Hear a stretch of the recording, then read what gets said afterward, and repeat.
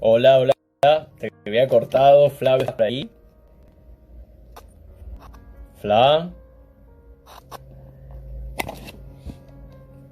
Flavio,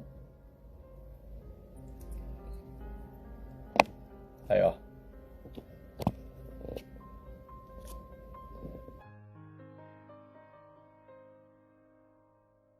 Estamos esperando a Flavio. Ahí voy. Se cortó. ¿Dónde? ¿Sabés qué pasó? Me parece que se juntó mucha gente y se nos llenó el canal. Quedé hablando solo. No, lo que decía era que lo brillante para rescatar esto que vos decías que falta re poquito, lo interesante de todo esto es cómo el plano jurídico toma un concepto, ¿sí? Y lo conceptualiza en el plano de lo jurídico. Y eso es maravilloso. Maravilloso. Por eso es una ley de avanzadísima. Ahora habría que ver y discutir qué impacto esa ley tiene sobre la sociedad, porque vos sabés que, es lo que se me ocurre a mí, ¿no? Digo, viste que a veces los cambios sociales se inician en la calle y luego pasan al plano de la jurisprudencia, pero a veces surgen desde el derecho y después se sociabilizan, ¿no? Pero bueno, nada. Sí, una bidireccionalidad, ¿no? A veces una ley no genera cambios comportamentales y otras veces sí, y a veces hay leyes que surgen desde las bases. Exacto. Esta fue una ley que surgió desde las bases, en realidad, desde determinadas bases, ¿no? Sí, no me cabe duda, y quienes se han revelado, entre comillas, frente a esto, han sido estas corporalidades disidentes que sufren la opresión, han sido las primeras que gestaron este cambio. Pero vos, decime. Yo, porque si me dejás hablar, Te te decía, mando. a mí me encanta escucharte, pero vos sabés que en realidad cuando te había convocado para que charláramos, porque en realidad nosotros podemos charlar de un montón de cosas y de temas y de música, alguna vez también vamos a engancharnos con el tema de la música, Tal cual. cantás y cantás muy bien. ¿Sabés qué? Me quedaba pensando si podíamos como empezar a pensar, es como un término bastante remanido, son conceptos que se ven mucho, esto de nuevas masculinidades. Sí. Y a lo mejor nos están escuchando nuestros alumnos y en realidad yo a veces me pregunto si tendríamos que titular nuevas masculinidades, nuevas subjetividades, nuevas formas de estar y de habitar el planeta. Digo, porque pensar nuevas masculinidades me parece bien, pero a veces también me parece como que termina entrando en la dicotomía del binarismo. No sé, no lo tengo claro. Por eso necesito hablarlo con vos para aclarármelo. Mirá, no sé si te voy a aclarar o te voy a explotar la cabeza en realidad, porque eh, yo, yo estuve punteando algunas cosas, porque es uno de los temas que a mí me interesa y por ahí a veces me siento y escribo y cualquier idea que me viene la anoto, porque bueno, puede ser disparadora. Y cuando yo te dije que iba a empezar con artillería, con artillería fuerte, me refería a lo siguiente, ¿no? Porque uno piensa la masculinidad, generalmente, cuando uno se topa con este concepto, automáticamente la primera cuestión que le viene a la cabeza es toda la obra, todo el órgano aristotélico, ¿no? De la Grecia occidental. Yo, Sí. de la mano de una historiadora británica, Mary Beard, me voy un poco más atrás de Aristóteles y me voy al siglo VIII antes de Cristo, en donde se encuentra la primera documentación la primera documentación, digamos, el primer escrito Claro. que hace callar a la mujer, un imberbe que hace callar a la mujer, ¿no? Y lo quería traer y lo tengo señalado, y aquí está, en la Odisea, para quien quiera, en el primer canto, ¿no? Es lo siguiente, lo voy a leer textual, porque a mí me llamó poderosamente la atención. Es el momento en que Penélope baja de su cuarto privado, de sus aposentos privados, porque escucha a un Aedo que le está cantando a los hombres que están frente a la casa de Penélope, queriéndola como pretendiente porque Ulises no regresaba. Entonces cantaba las peripecias, ¿no?, de Ulises. Entonces ella escucha, y como escuchaba que el canto era triste, estaba bajando para pedirle a Laedo que cantara otra cosa. Entonces baja de sus aposentos y dice, le pide esto, y Telémaco, su hijo, que recién estaba saliendo del cascarón, responde. Y el discreto Telémaco entonces le dijo en respuesta, ¿por qué, oh madre, le impides al hábil Aedo que trate de agradar como quiera su genio le inspire? La culpa no la tiene el cantor sino Zeus, que reparte sus dones y los da a cada cual de los hombres según su talante. No llevemos al mal que éste diga el funesto destino de los danos. La gente celebra entre todos los cantos el postrero, el más nuevo que viene a halagar sus oídos. Al escucharlo, se avengan su mente y tu alma, que Ulises no fue solo en perder allá en Troya la luz del regreso. Muchos otros varones cayeron también. Y acá, escuche, mas tú, señalándola a Penélope, mas tú vete a tus salas de nuevo y atiende a tus propias labores, al telar y a la rueca, y ordena asimismo a tus siervas aplicarse al trabajo. El hablar les compete a los hombres, y entre todos a mí, porque tengo el poder en la casa. Siglo 8 antes de Cristo. Me pegaste un cachetazo simbólico. ¿Viste? Cuando Homero utiliza que la palabra es de los hombres, en realidad está utilizando una palabra griega que es la palabra mitos, pero no es la palabra mitos que nosotros tenemos ahora.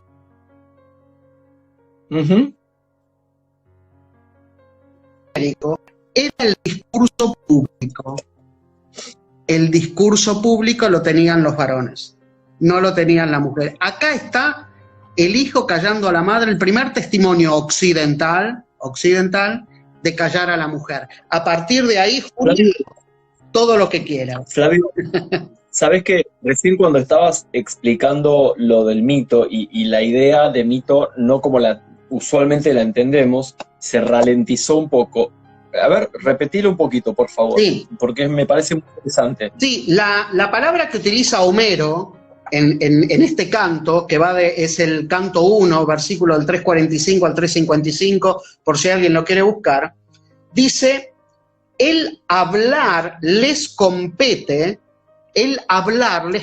a los varones.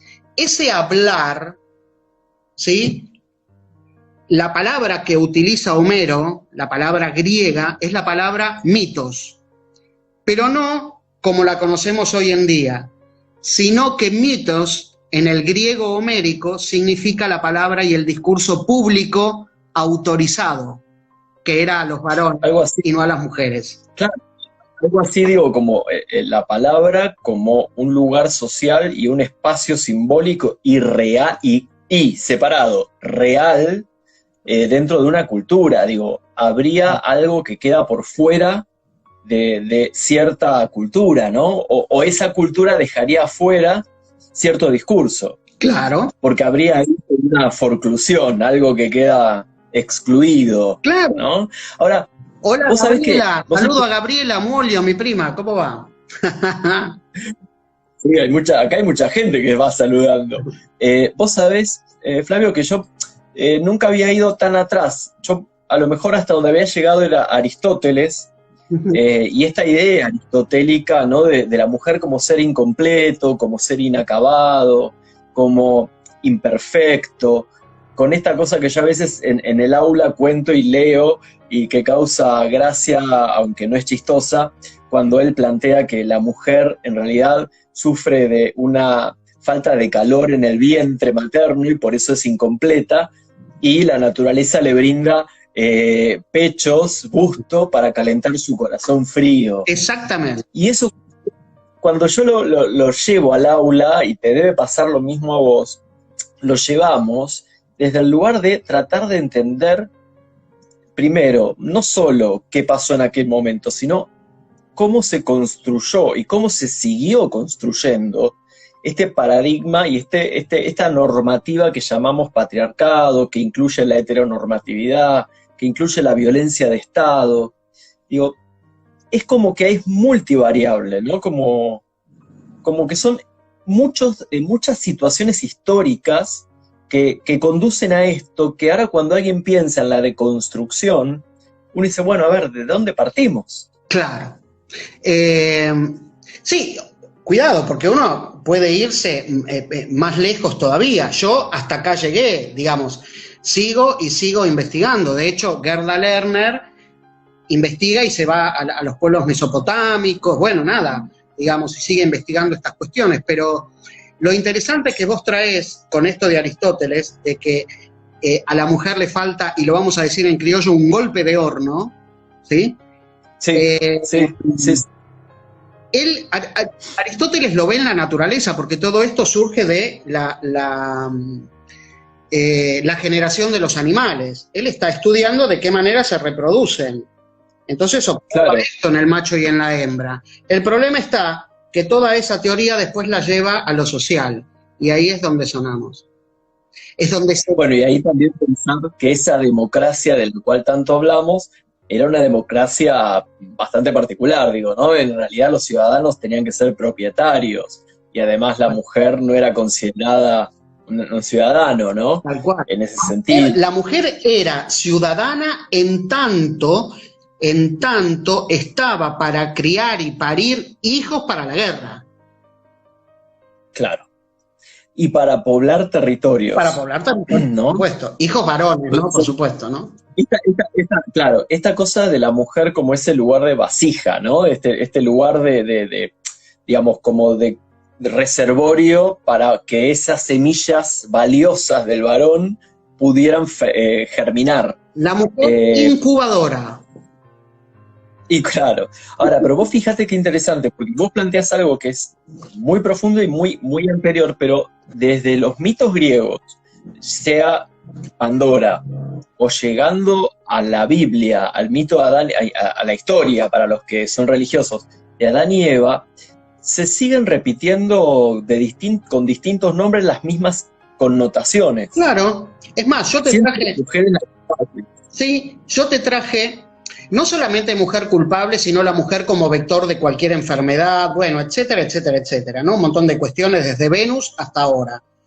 Desde las enfermedades venéreas hasta todos los cambios que llegamos hasta llamarlas hoy infecciones de transmisión sexual o infecciones de transmisión genital, que es una cuestión que se está peleando. Pero bueno, es otra cosa. Pero digo, te traigo algo mucho más actual. Una humorista británica que se llama Rihanna Duncan, una humorista gráfica excelente, captó el ambiente sexista en una reunión, ¿no? Mira, yo voy a mostrar a ver si se puede ver el grafiquito este.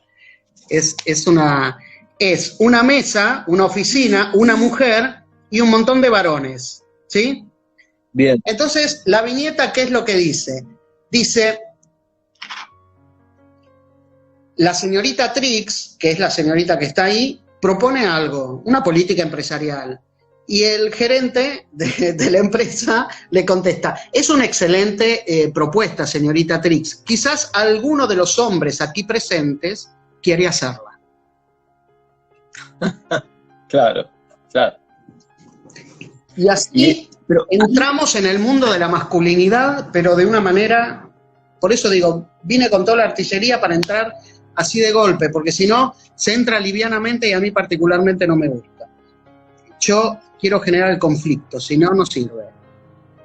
Flavio, y sabés que yo te digo, me gusta charlar con vos porque creo que a medida que voy charlando con vos, por ahí puedo pensar, ¿no? En algunas cosas, y digo, ¿hubo culturas o vos podés registrar alguna cultura que no haya sido tan patriarcal o que no haya funcionado? Digo, yo por ahí a veces ubico algunas culturas originarias en Latinoamérica, el culto a la Pachamama, pero ahí volvemos de nuevo con el tema de la fertilidad, ¿no? La mujer y la fertilidad como un nuevo enganche, claro, donde a lo mejor hay un matriarcado, pero que esconde en algún punto también esto de la producción. ¿Sabes que me cuesta mucho encontrar civilizaciones o sociedades donde no sean patriarcales? Es que es muy complejo, porque cuando uno quizás habla de matriarcado, lo habla en el sentido de, digamos, poder heredar por ahí la mujer de parte de la madre, pero se sigue reforzando cuestiones patriarcales, digamos, no igualmente se sigue buscando, y a veces, como decís vos, Julio, uno debería remontarse a comunidades originarias, quizás. De hecho, Rita Segato investiga mucho estas cuestiones de pueblos indígenas que por ahí, si bien son patriarcales, ella utiliza un concepto de segundo estado bastante complejo, ¿no? Del hecho de decir que cuando los españoles llegaron acá a América se encontraron con el cacique, y para que se mediara, el cacique funcionó como una intermediación entre el español y la tribu, digamos. Por más que no se vivía en patriarcado, se generó como una especie de poder y de relaciones de poder ahí como segundo estado. Bueno, es una idea bastante compleja que, si uno aborda a Rita Segato, puede... Claro, ¿no? porque ahí también aparece algo interesante, que es que cuando se empieza a asociar la masculinidad con la fuerza, ¿no? Por ejemplo, cuando alguien quiere poder empezar a ubicar el tema de la distribución de poder, y en realidad yo lo que me voy encontrando es que, si bien desde una cuestión, si querés, neurofisiológica, pudiera haber, no sé, mayor resistencia en cuerpos masculinos, también los cuerpos son torneados por las conductas que realizamos. Pero no me cabe duda. Y en ese sentido, a lo mejor yo por ahí muchas veces me escuchan decir que nosotros no debiéramos pensar en un sexo fuerte y en un sexo débil, sino en un sexo que ha sido y sigue siendo debilitado. Es decir, hay una forma de horadar, ¿no?, a la mujer, digo, quitándole la fuerza para que de ese modo, digo, el amor cortés también en algún punto fue así, empezar a ubicarla en un lugar de fragilidad, porque es el mejor lugar de control también. Sí, mientras vos decías esto, ¿no?, de la fuerza y demás, yo pensaba, digo, ¿qué pasaría si considerásemos que la fuerza también es una construcción, ¿no? Y lo pienso desde este lugar. Voy a tirar un ejemplo muy, muy, muy tonto, pero lo pienso desde acá. ¿Qué pasaría si cuando naciera una niña, y a medida que va creciendo, en cambio de ponerle zapatitos para ir al baile, le ponemos zapatilla y que corra? ¿Qué sucedería? A nosotros nos ponen zapatillas, las mejores. Yo me acuerdo cuando era chico, me decían, bueno, te compras las flechas, porque con las flechas vas a correr más rápido, ¿no? Las zapatillas, claro, o las Pampero. Bueno, se me cayeron un par de sotas, ¿no? Pero digo, ¿qué pasaría si a las niñas las vistiéramos con esas mismas zapatillas que hacen que corramos veloces, a ver qué fuerza se construye? Entonces, en definitiva, estaríamos pensando que todo es una construcción y que por eso surge, porque no en vano, el término de construcción, y con esto me tengo que ir a Derrida porque es imposible no irme a Derrida con el término de construcción, porque el término de construcción empieza a circular por la academia en 1977, un año antes de que yo naciera. En 1967 empieza a recorrer y después se socializa, ¿no? Porque de la academia pasa a lo legislativo, de lo legislativo pasa a otro cuerpo y de otro cuerpo pasa a la sociedad, ¿no? Porque se va dando toda esa escala. Entonces, si vos me preguntás cómo es el machismo en Argentina, o cómo veo el machismo en Argentina, yo te diría, no sé cómo lo veo, sí sí veo que hay machismo en Argentina, pero también lo que avisoro y lo que veo por ser docente en escuela media, y que eso me alegra mucho, es que también veo una especie de inicio de control de pares entre varones, ¿no? El hecho de decir, che, pará, no seas tan machista, no, pará, me parece que te fuiste al carajo, no, pará, ¿no? Y creo que esto es un logro, esto de tomar distancia con conductas que estaban totalmente naturalizadas para verlo bajo cierto tipo de relaciones de poder. Y verlas que también producen un efecto, y que ese efecto es un daño sistemático que va sobre el cuerpo de las mujeres. No sé si me explico. Absolutamente. Mira, si voy al inicio de lo que vos planteás, y volviendo después a la escuela, que es lo que me interesa, ¿no?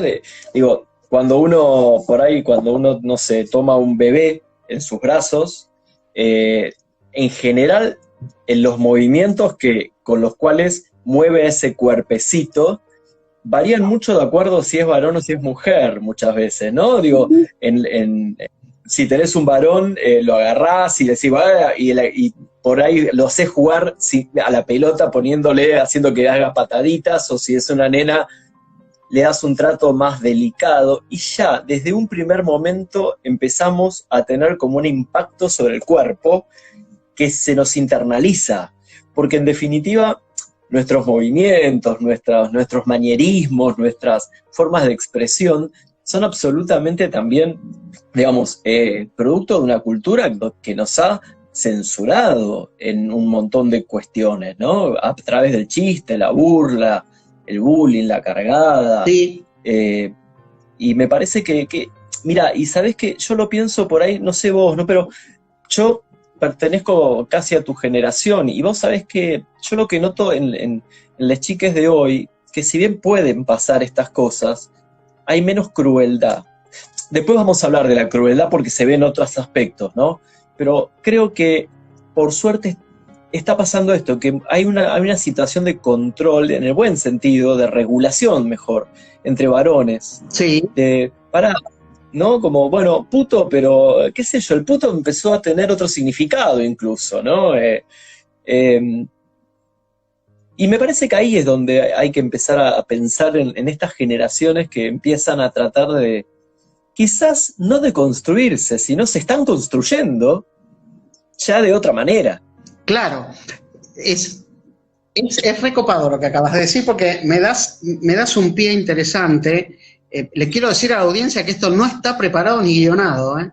Digo, no, lo interesante para entrar a la escuela, porque quizás nos están escuchando muchas personas de nivel medio y demás, a mí particularmente me alegra como docente, como ciudadano, como varón, que los adolescentes y les adolescentes se pongan en cuestión el tipo de vínculo que quieren tener. Y lo interesante, Julio, es que el ponerse en cuestión esto implica que no quieren tener vínculos, y lo voy a decir con esta palabra, de depredador. No quieren tener vínculos de depredador. Y que un varón no quiera encarnar a un depredador, no solo es un trabajo consigo mismo, sino que es un trabajo con otros varones. No sé si me explico. Es esto. Porque ¿qué sucede? ¿Qué sucede cuando un varón ve a una mujer? En esto repongo una idea de Diana Mafia. ¿Qué es lo que ve un varón cuando ve a una mujer? Ve una representante de un colectivo, un cuerpo que puede poseer. ¿Y qué es lo que ve una mujer cuando ve a un varón? También ve a un representante del colectivo, por más que ese varón tenga buenas intenciones, pero ve a un representante de ese colectivo y ve a un cuerpo que la puede dominar. Entonces, cuando un adolescente se plantea y se replantea el tipo de vínculo que quiere tener y que no quiere tener un vínculo de depredador, allí es donde se está deconstruyendo para construir otra cosa que va a durar toda la vida, porque la deconstrucción es un gerundio eterno, es un deconstruyendo todo el tiempo. No tiene fin la deconstrucción, ni siquiera minutos o segundos antes de la muerte, ni siquiera allí. Obvio, siempre que te escucho te digo que termina a veces hasta emocionándome, porque te compenetras mucho, porque lo transmitís en tu militancia y lo transmitís en tus palabras, y a veces me cuesta sostener muchas veces este tipo de charlas con vos, porque también me angustian en el sentido de que todavía nos queda, ¿no? A pesar de todo esto bueno que está pasando y de cómo vamos viendo esta autorregulación también, no tenemos que hacernos los boludos y darnos cuenta que en esta cuarentena siguieron muriendo mujeres y probablemente sigan muriendo. Esa es la pandemia. Esa es la pandemia. Cuidado, esa es la pandemia. Esa es la real pandemia. Porque yo hasta pienso esta cuestión, a mí el tema de cuando surgió esta cuestión del barbijo rojo, dije, ¡ah, qué bueno, bárbaro! Cuando entré en la cuenta dije, pero estamos locos. Digo, ¿cómo hace una mujer que está conviviendo con su agresor llamando a la farmacia diciendo barbijo rojo si ya el tipo agresor sabe que existe una campaña llamada barbijo rojo? Esto me hizo acordar cuando el gobierno de la ciudad de Buenos Aires reveló las direcciones de dónde estaban los refugios para mujeres. Pero estamos todos locos. Hemos caído en una locura, en esta cuestión demagógica de decir, esto se da, mi querido compañero, porque el patriarcado tiene esta capacidad de metaestabilidad y de cambiar todo el tiempo, haciéndonos creer que es nuestro amigo y nos está dándola por sabés dónde, ¿no? Como dicen los españoles. Y además, ¿sabés qué? Claro, y además, sí, que acá no hay censura, decilo.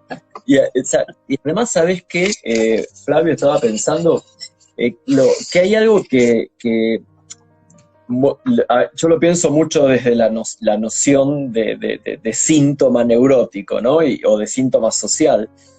Y lo charlaba los otros días en una clase de ESI, yo lo que planteaba era que estamos en un momento de mucha movilización interna, pero de mucho miedo también, porque del mismo modo que vamos tratando de desarticular un modo de relación, esos modos de vínculo y esas personas que lo siguen sosteniendo se resisten, y no solo se resisten, sino que reaccionan.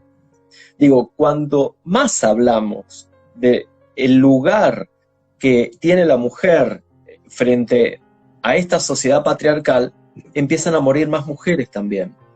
Porque es como acercarse al núcleo de patógeno, al núcleo del trauma, al núcleo, necesitar a reforzarse esa necesidad de permanencia, ¿no? Esa permanencia del sistema. Yo he escuchado a gente plantear que el feminismo es el discurso marxista del siglo XXI. Como no pudieron con la lucha de clases obreras y proletarias, ahora es el hombre y la mujer. Digo, fíjate esto que vos decís bien, cómo se van tomando los discursos y adaptando para sostener el patriarcado. Las palabras son puentes. Las palabras son puentes que me describen una determinada realidad. Y acá quizás es interesante meterse con el tema de la deconstrucción, porque vos decías, y a mí yo te escucho y me angustio. Y claro, porque la deconstrucción no es farmacológica, Julio. La deconstrucción no calma. La deconstrucción problematiza, pone las cuestiones en conflicto. Y cuando digo conflicto no digo violencia, las pone en crisis. Porque lo que nos viene a mostrar la deconstrucción, este término teórico, lo que nos viene a mostrar es cómo se fueron, como decías vos, cómo se fueron construyendo estas ideas y que hoy las tomamos como única verdad. La deconstrucción nos viene a decir que no hay una verdad. Si yo, vos fijate esto, mirá lo que hace la deconstrucción, un ejemplo sencillo. ¿Cuántas definiciones podemos encontrar de verdad? Muchísimas. ¿20? Sí. Lo que hizo la historia fue tomar una de esas 20 y tirar las otras 19. La deconstrucción nos viene a rescatar esas otras 19 y a ponerlas en discusión sobre la mesa, a las 20. Eso es lo que nos trae la deconstrucción. Cuando un gesto vale mil palabras. Mira, y con esto podemos entrar en diversidades, en todo lo que quieras. Sí, pero te quiero preguntar algo que también lo estoy pensando y que nos están escuchando muchas chiques de la escuela, de tu escuela, de mi escuela, de otras escuelas. Hoy por hoy, estar en un proceso de deconstrucción es estar en estado de angustia y de inestabilidad, no digo constante, pero sí de reflexión constante, sí, y de poder registrar, porque, digo, lo que tiene la deconstrucción es la necesidad de desnaturalizar. Bien, ahí está. Es decir, claro, en la medida en que vos empezás a mirar nuevamente, con otros ojos, con otra mirada, lo mismo, y ahí es que lo podés deconstruir, porque algo se deconstruye en la medida en que es reconocido como algo naturalizado, ¿no? Tal cual. Lo que digo, ¿cómo en este punto les profes también tendríamos, ¿no?, mucha responsabilidad en esto de los micromachismos, las acciones cotidianas y no sé, los otros días charlábamos acerca de que si van, ahora no porque nadie sale, pero si van una pareja heterosexual a comer y piden la cuenta, lo más probable es que el mozo le dé la cuenta al varón y no a la mujer. Sí. A veces si piden alcohol y gaseosa, el alcohol se lo dan al varón y no a la mujer. El tema de dar el paso en el colectivo, este tipo de cosas. Pero esto no solamente se da entre parejas heterosexuales. También se da entre parejas homosexuales, es decir, le darán la cuenta a quien ellos creen que es o que cumple el rol del varón. ¿Entendés? Cuidado, porque esto pasa con todas las diversidades. Porque la masculinidad y el machismo y el micromachismo se cuela por todos lados. Es un término Foucaultiano, es rizomático, es capilar, no es pivoteante, no es una zanahoria que yo la tiro y saco una. ¿Viste la gramilla que cuando tirás sacás todo, o como la caña de azúcar? O si nace un bulbo y se va capilarizando por otros lados. Bueno, el machismo y el micromachismo es lo mismo. La microfísica del poder, sí. Es microfísica, ¿no? Lean a Foucault. Que es por... Claro, por favor. Pero tengo una pregunta que por ahí, si no la querés responder, no la respondas, pero te pregunto, como registro tuyo como estudiante del secundario, ¿no? En tu paso por la escuela, pero como estudiante. Sí. Ahora te quito lugar de profe y te ubico en aquel momento como lugar de estudiante, que, bueno, seguramente fueron distintas etapas, distintos momentos, pero ¿qué es lo que recordás que impactó en vos, digamos, en cuanto a los vínculos en general, ¿no? En cuanto a esta cuestión que estamos charlando ahora de cómo se trata a un varón, a una mujer, ¿qué es lo que podés pensar de eso? ¿Qué recordás? ¿Qué imágenes te quedan? Bueno, las imágenes, yo estudié tanto en el primario como en el secundario en una escuela de varones, de la orden religiosa Agustinos Recoletos, una orden bastante inquisidora, ¿no? históricamente y bastante inquisidora en esa época. Pero teníamos algunos, el rector de la secundaria era un copado, un sacerdote, viste, que después dejó los hábitos, bueno, era muy, muy copado y, claro, digamos, venía y prendía fueguito a veces.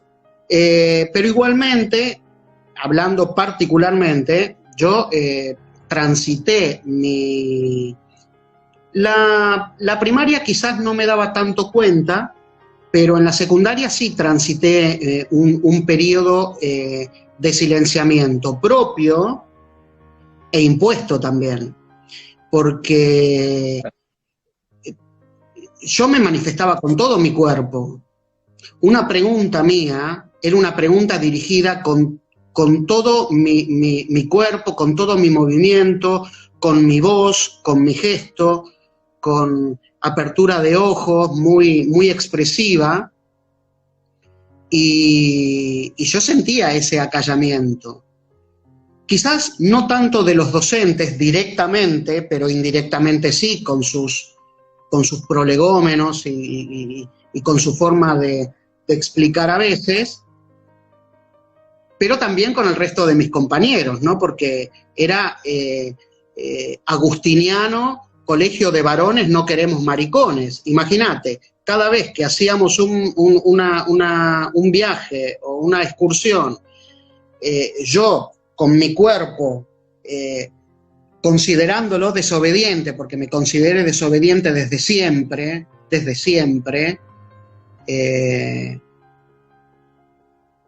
imagínate, escuchar todo ese tiempo, esas canciones, sabiéndome gay, y la verdad que no estaba bueno. Y no tenía muchas herramientas en ese momento, ¿no? Pero yo creo que siempre fui deconstruyéndome. ¿Te pasó alguna vez de sentir, porque el patriarcado tiene como esta cosa también del acallamiento, ¿no? Hay la escuela como normalizadora de esto que vos decís, ¿no? Del modo en que vos hablás, te movés, el cuerpo se va como supuestamente obedeciendo a esos mandatos sociales. Y vos te ves como desobediente. Y se me ocurre que no debe haber sido sin algún tipo de consecuencia, ¿o no? ¿Consecuencia en qué sentido lo decís? ¿Consecuencia de esta desobediencia? Discriminación, cargadas, burlas. Sí, las burlas todo el tiempo, puto, dale, badola, tano. Después es como que se fueron templando, pero porque yo también me vi obligado a generar otro tipo de acciones para contentar, ¿no? Esta virilidad y este concepto de masculinidad que también generaba una competencia y que genera hoy en día una competencia entre varones. Porque quien diga que el machismo no duela o no produzca efectos, daños sobre el varón, miente, ¿no? Sí, el varón también sufre. Porque se van creando jerarquías. No es lo mismo un varón blanco que un varón negro, un varón gay que un varón heterosexual. No es lo mismo un inquilino que un propietario. La vez que pensaba que en esto que vos decías, como que dentro de la homosexualidad también se puede encontrar esta cuestión de distribución de poder y de patriarcado, que a veces quizás es muy común escucharlo a partir de los conceptos de actividad y pasividad, ¿no? Como que la actividad está del lado de lo masculino y la pasividad del lado de lo femenino. Y ese modelo binario que se utiliza en las relaciones heterosexuales recaen también en las homosexuales y en la auto-homofobia, ¿no? Digo, en el sentido de muchas veces esto de que la persona gay es tratar de que el otro, a pesar de que puede saber que es gay, que sea masculino, como un sinónimo de belleza, ¿no? Como Claro. Pero porque hay algo ahí, viste, como que hace ruido. Y sí, yo cuando viajé, mi papá vive en Italia, y en una de las, por ahí está mi hermana escuchándome que está en Italia, pero digo, mi papá me dice cuando me ve, digamos, porque yo le comento que soy gay por teléfono, era la última persona claro, que tenía que saberlo, digamos, y yo creyendo que se lo había dicho por teléfono, ya había solucionado todo. Bueno, vos desde la psicología entenderás que no. Digamos, se necesitaban otras cuestiones, ¿no? Entonces viajé como 80.000 veces, digamos, para sanar un montón de cuestiones. Pero uno de los encuentros, y que hoy en día ya mi papá lo puedo ver como un hombre, digamos, no como papá, sino como un varón, ¿no? Por todas las cosas que fui sanando en esos viajes, pero una de las cuestiones que me dice, y que tiene que ver con lo que decís vos, Julio, es, bueno, pero no se te nota. ¿Qué se me tenía que notar? Que caminara con tacos, que fuese Simón, no sé si escucharon esa canción, digo que fuese Simón y me pusiera tacos y saliera no sé, por la playa, ¿qué? No entiendo. Digo, no sé qué es esto, pero no se te nota. Es guardar esta actividad que por más que seas gay, la tenés que tener, ¿sí? Porque es la que te va a marcar como varón y va a marcar ese rol activo, ese bendito rol, ¿no? Y que hoy en día todavía la gente te lo pregunta. ¿Y qué rol? ¿Activo, pasivo? Yo cuando me encontraba por ahí en charlas en internet, que era el espacio en donde uno podía recluirse en ese momento, porque ahora es mucho mejor, digamos, los encuentros son diferentes y los espacios son diferentes. Pero la primera pregunta que surgía, ¿sos pasivo, sos activo? Y digo, ¿qué es esto de los roles? Pero están todos locos, ¿cuál es la historia? A mí me hace mucho ruido el tema de los roles. Porque te siguen encasillando en un binarismo. ¿Entendés? Sí. La cuestión. Es como sí, es de alguna manera es más de lo mismo dentro de algo que supuestamente es una disidencia, no lo termina siendo. Exacto. Como vos sabés que cuando se habla de salir del armario, salir del closet, vos sabés que no me gusta mucho. Vos sabés que varias veces lo estuve escuchando y un día me puse a investigar un poco de qué se trataba, ¿no? Y vos sabés que hay algunas reseñas de que tiene mucho que ver con el dicho de que todos tenemos un muerto en el placar, ¿no? Entonces esto de salir del closet sería algo como sacar algo de lo muerto o algo de lo malo, es decir, algo del crimen, es decir, algo que vos hiciste mal y lo escondiste, claro, y en algún momento hay que darlo a conocer. Y un misil en el placar, mira, un misil en el placar. Claro. Que en algún momento se abre, ¡blum! Y vaya a saber qué cuerpo repercute, ¿no? Claro, entonces, viste esto de salir del closet, yo digo, pero para, quienes están en los roperos son las ropas, la ropa no son las personas, ¿viste? No, es algo que, no sé, qué sé yo, pero estas frases o estos términos me parecen tan gráficos para poder pensar esto de lo cotidiano, natural, que yo te digo, ¿no? En el aula, en nuestras amistades. Claro. En nuestros vínculos. Sí, por eso para mí es tan importante la deconstrucción. Pero ¿por qué? Porque yo a la deconstrucción, la deconstrucción desesencializa, ¿sí?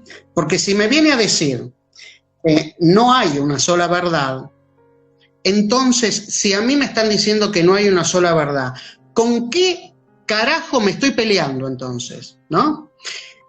Y entonces lo pienso como docente para transmitir a mis alumnos, que si no hay una sola verdad, ¿con quién mierda me estoy peleando? Justamente me estoy peleando contra la hipocresía de valores que se presentan como verdaderos.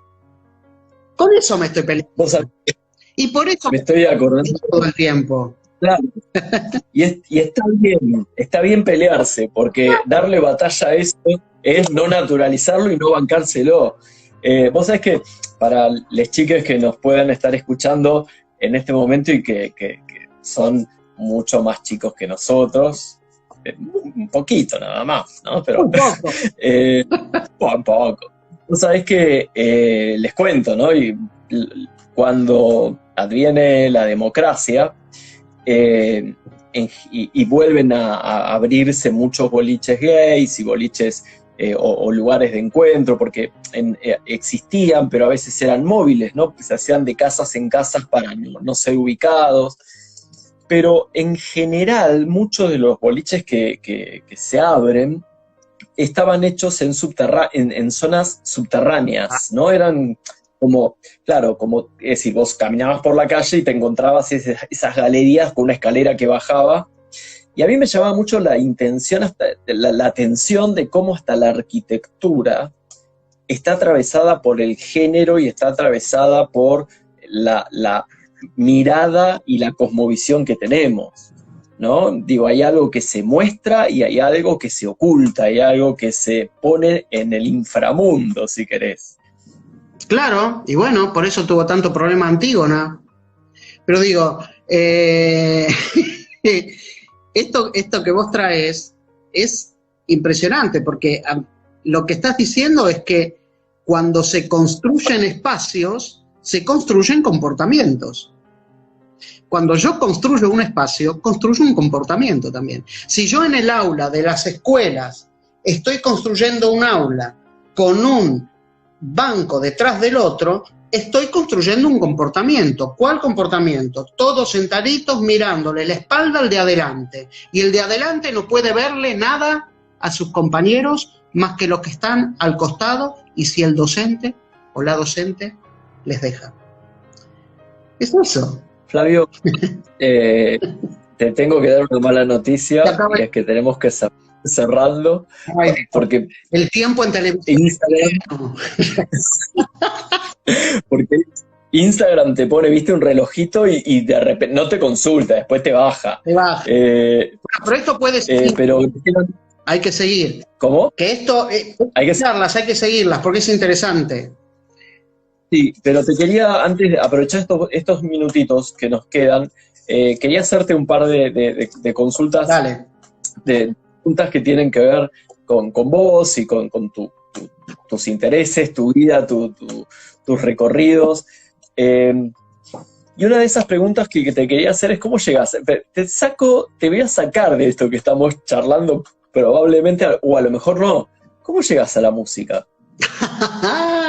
Mira, yo cuando a la música llego así. Brevemente, rápidamente, me gusta mucho. Pero yo cuando estaba en la secundaria quería ser médico. Si a mí me preguntaban qué quería hacer cuando era grande, médico. Y si me preguntaban qué especialidad, aunque no me lo preguntasen, yo contestaba y me gustaría ser cirujano general. Es decir, sublimaba, digamos, no quería matar gente, digamos. Sublimaba con el bisturí en un quirófano. Bien. Un proceso de sublimación. Pero digo, a medida que fui creciendo en la secundaria, me encontré con un ingeniero que nos venía a dar clases de computación, ¿no? Entonces, me maravilló cómo daba las clases ese ingeniero y me hizo gustar la programación. Entonces salí de quinto año diciendo, ya sé lo que voy a hacer, lo que quiero ser es profesional en sistemas. Listo, me metí en la universidad para hacer sistemas, me recibí licenciado en sistemas y dije, no me gusta esto. Entonces dije, bueno, lo voy a usar como excusa para hacer dinero. Entonces me surgió la posibilidad de entrar en una escuela. Yo iba a laburar en una empresa. Y cuando entré en una escuela dije, este es mi mundo. Porque acá no tengo techo. Porque la escuela es el último espacio, el último lugar, y escuchen bien, en donde la democracia se pierde. Entonces acá quiero estar yo. Porque pueden venir con bastones, pueden venir con ametralladoras, pero hasta que no entren en el aula y me callen, voy a seguir hablando. Con lo cual, dije, quiero ser docente. Eso es lo que me apasiona. La disciplina para mí es una excusa. Después me di cuenta que en realidad lo que a mí me gustaba era la actuación. Y nada, y me fui metiendo, y me fui metiendo, y me fui metiendo haciendo teatro, y después conocí a una mujer en una de las escuelas que hacía comedia musical, y me llamó para hacer una prueba, y quedé, y empecé a hacer comedia musical, y empecé a estudiar canto, y después dije, me gusta la filosofía, y me metí en filosofía, y me di cuenta que nada, lo mío está en vivir en los márgenes siempre, Julio. Interesante. Y tratando siempre de construir la idea de la otredad, porque el otro está, porque yo nombro al otro porque lo tolero, y no está bueno eso. Entonces, lo que hay que construir es esa idea de otredad. Si hay un otro, estoy yo, y yo no soy ese otro, o esa otra, o ese otro. Bien.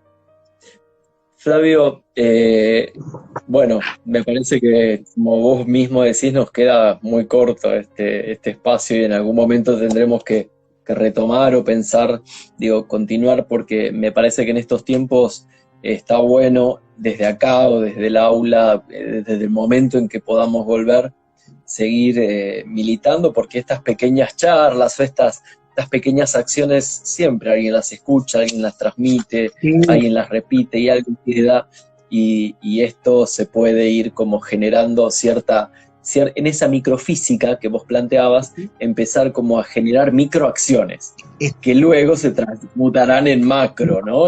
Totalmente. Y empezaremos a tener quizás un país con mayor equidad y una sociedad y un planeta con mayor equidad. Flavio, sos un grande, te quiero mucho, sabes que te quiero mucho. Yo también te quiero muchísimo, te agradezco enormemente.